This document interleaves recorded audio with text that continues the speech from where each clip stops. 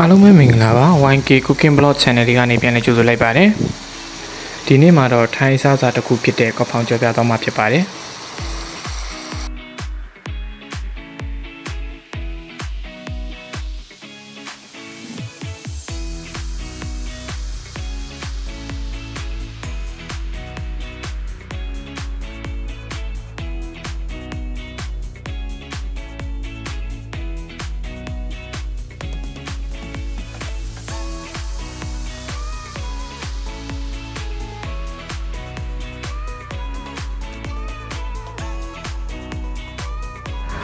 အရင်ဆုံးကပောင်ကြော်ဖို့အတွက်ချက်သွန်းပြူငရုတ်သီးအနီတောင်းတို့ငရုတ်စုံနဲ့ထည့်ပြီးတော့ထောင်းပါမယ်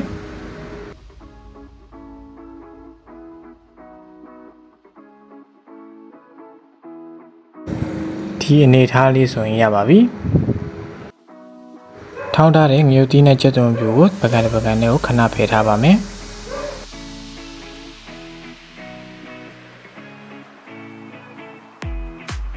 ပြီးရင်ကျဲဥကြော်ဖို့အတွက်အိုးတွေကိုစီအနေငယ်ထည့်ပါမယ်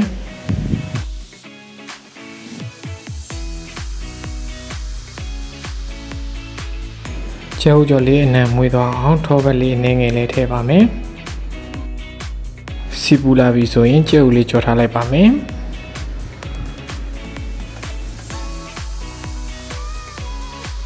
ကပောင်ကြော်စားတော့မယ်ဆိုရင်ဒူးနဲ့အလိုက်ဖက်ဆုံးအတွက်ပဲဖြစ်တဲ့ကျဲဥကြော်လေးကတော့မပါမဖြစ်ကြော်ထားတင်ပါတယ်ကျုပ်ကြော်ပြီးတော့ပြီဆိုရင်ကဖောင်ကြော်ဖို့အတွက်ဝကြိတ်သားလေးတွေကိုထည့်ပြီးတော့6လာတဲ့အထိကြော်ပါမယ်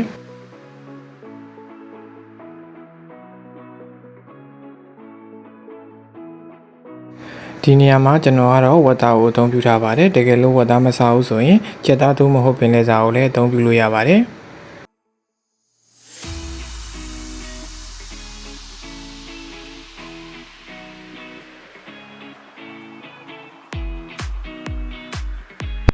ဒီလိုအနေထားရပြီဆိုရင်မီးပိတ်ပြီးတော့အိုးထဲကနေခဏဖယ်ထားပါမယ်ပြီးရင်စီတက်ဖို့အတွက်အိုးထဲကိုစီအနေငယ်ထည့်ပါမယ်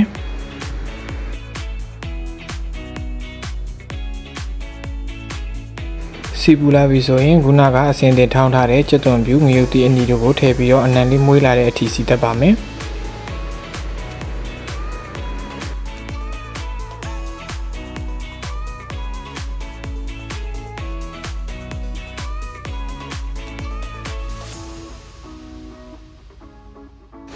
စီတက်ထားတဲ့ကြက်သွန်ပြူနံလေးကမွေးလာပြီဆိုရင်ခုနကကြော်ပြီးဖယ်ထားတဲ့ဝတ်သားလေးကိုထည့်ပြီးကြော်ပါမယ်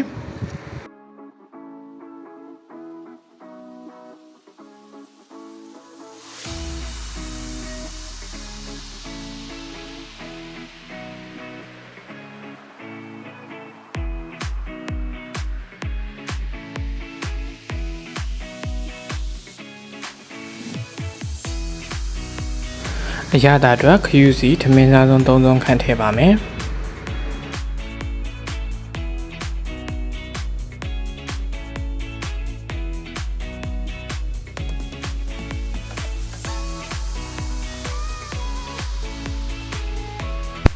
ပြီးရင်ဘဲငံများရဲ့အနောက်ကိုထမင်းစားဆုံးရဲ့3ပုံ1ပုံခန့်ထည့်ပါမယ်ကြက်သားမုတ်ထမင်းစားဆုံး1ဝက်တကြားအနှဲငယ်ထည့်ပြီးတော့ဓမ္မသွားအောင်မှွေပါမယ်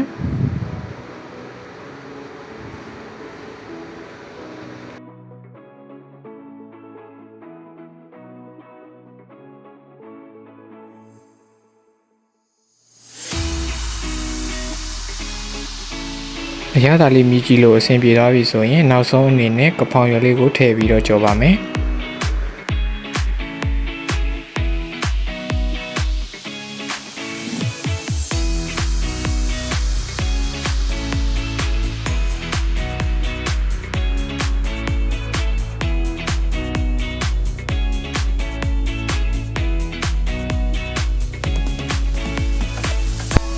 ကဖောင်ရွက်လေးလူအောင်ရေနှင်းငယ်လောက်ထည့်ပါမယ်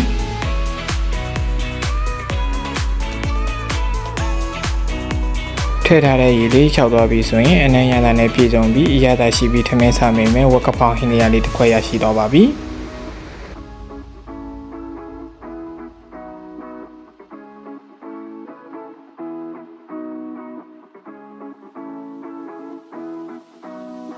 ကျွန်တော်ရဲ့ဗီဒီယိုလေးကိုအဆုံးထိကြည့်ရှုအားပေးကြတဲ့တယောက်ချင်းဒီတိုင်းကိုအထူးပင်ကျေးဇူးတင်ရှိပါတယ်